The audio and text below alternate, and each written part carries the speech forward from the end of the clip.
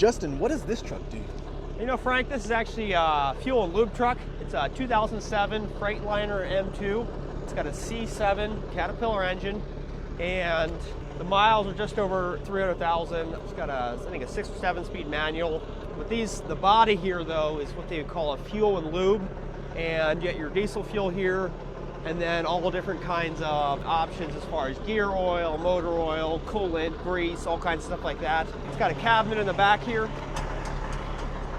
And this one's even got a smaller DEF tank, and yeah, any kind of hydraulic fluid, you know, different weights oil, 80, 90, and then you got your fuel. An application for something like this would be like a construction company where they go out and change oil, fuel up their, you know, scrapers or excavator or things like that.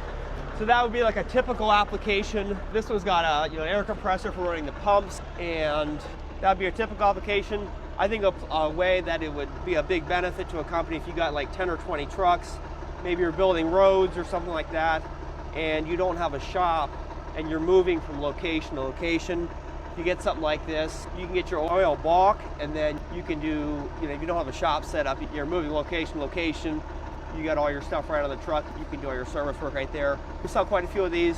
We sold one to a guy in southern Colorado one time. He had a service truck and he did service work on job sites, and then he bought a fuel and lube so he could add that to his business as far as going and servicing construction equipment.